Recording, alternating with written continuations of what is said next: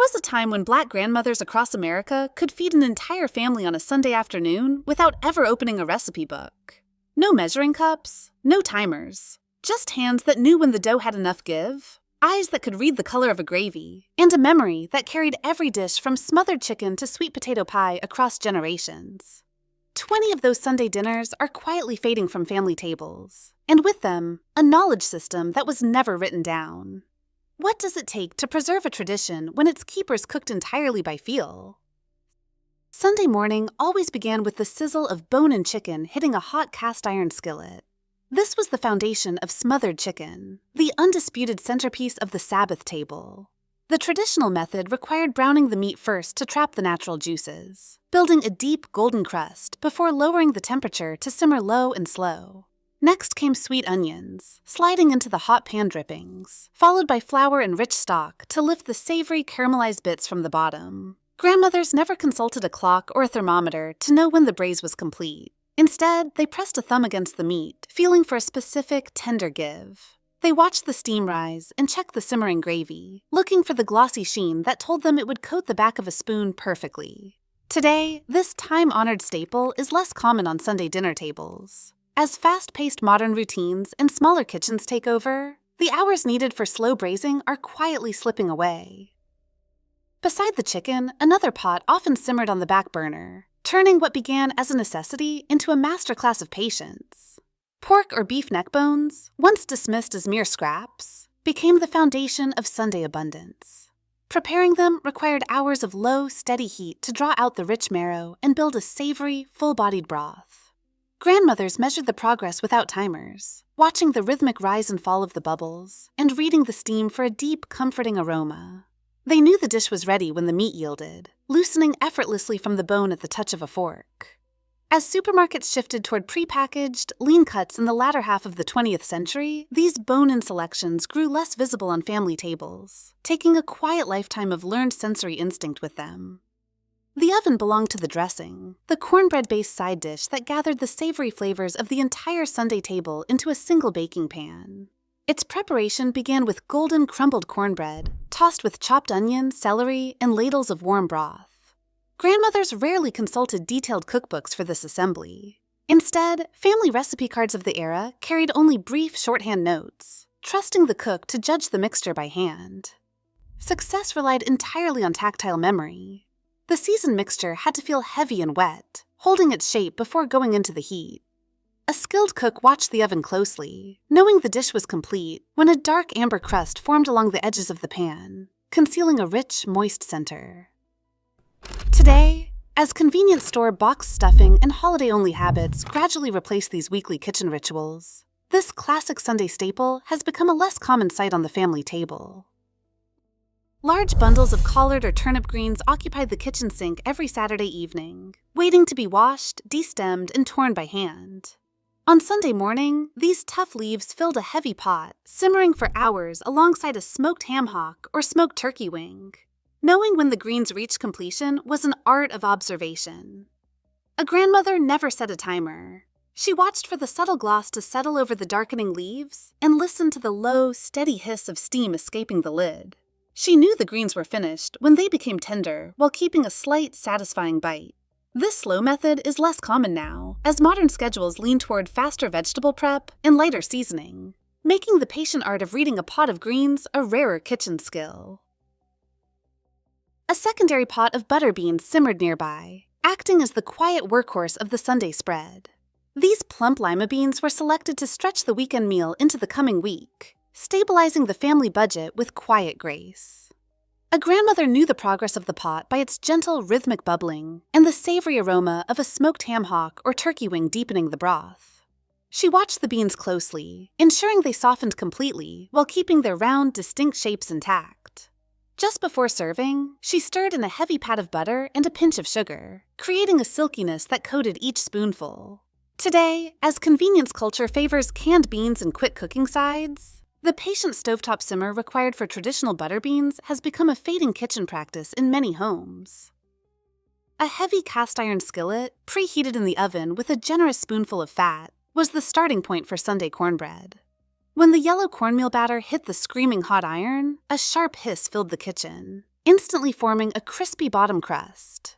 Grandmothers relied entirely on sensory instinct rather than paper measuring cups or box instructions. They judged the batter by how it dripped from a wooden spoon, feeling for a specific weight and thickness before pouring it in. A successful loaf was determined the moment it was turned out onto a plate. It had to show deeply browned, caramelized edges, a golden crackling top, and a steaming interior that held its shape perfectly when sliced. But as convenience store box mixes and sweeter cake-like commercial versions became the modern standard, they gradually altered the expectations of what traditional cornbread should taste like, making this patient, skillet-seared method a rarer sight at the family table. Sweet potatoes, sliced thick and bathed in butter and brown sugar, provided the glossy, ceremonial anchor for the Sunday spread. Preparing candied yams was a delicate sensory balancing act, guided entirely by eye and aroma rather than precision tools. Grandmothers layered the potatoes in heavy baking dishes, trusting their hands to distribute the warm spices. They knew the dish was reaching completion when the oven released a rich, caramelized scent and the liquid bubbled down into a thick, sticky glaze. They watched for that signature sheen to coat each golden slice, confirming readiness by pressing a fork to feel for fork-tender softness beneath the caramelized surface. Today, as sugar-conscious habits and faster modern routines take hold, these deeply glazed yams have largely transitioned to holiday-only menus, narrowing how often the sweet kitchen ritual is prepared. A gentle steam rises from a wide pot on the stove, carrying the rich, savory aroma of chicken broth. This is the foundation of old-fashioned chicken and dumplings, a comfort dish where success relies entirely on timing and touch rather than a written recipe.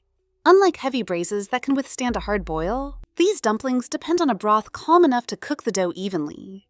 A violent boil would tear the delicate flour dough apart, turning the pot into a cloudy paste. Grandmothers mix the flour, shortening, and milk by feel, rolling and slicing the dough before dropping it into the quiet pot. Knowing when they reached perfection required a simple tactile test. A grandmother would lift a dumpling on a spoon and apply a light press with her finger. It had to feel soft, but spring back a little. Today, as packaged mixes, store-bought noodles, and rushed weeknight dinners replace the scratch method, this patient cooking lesson is slowly fading from the Sunday table. On the back corner of the stove, a small pot of rice pudding simmered, requiring a quiet patience that defined the end of the Sunday meal. This simple dessert relied on basic pantry staples: short grain rice, whole milk, sugar, and cinnamon. Unlike baked treats that demanded precise oven temperatures, rice pudding was shaped entirely by the steady, rhythmic stirring of a wooden spoon. A grandmother stood watch, monitoring the slow transformation as the rice absorbed the sweetened milk and released its starches. She judged the progress by the physical changes in the pot, waiting for the mixture to thicken into a heavy, silky finish as the aroma of warm spice settled over the kitchen. Today, as instant pudding mixes, refrigerated plastic cups, and quick-setting gelatin desserts offer faster alternatives, this slow-stirred, memory-rich method has become a much less common finale to the weekly gathering. The ultimate statement piece of the Sunday gathering was the old-fashioned cake. Whether a rich golden pound cake or a spiced molasses cake, these heavy desserts were built from simple pantry staples: butter, sugar, and eggs.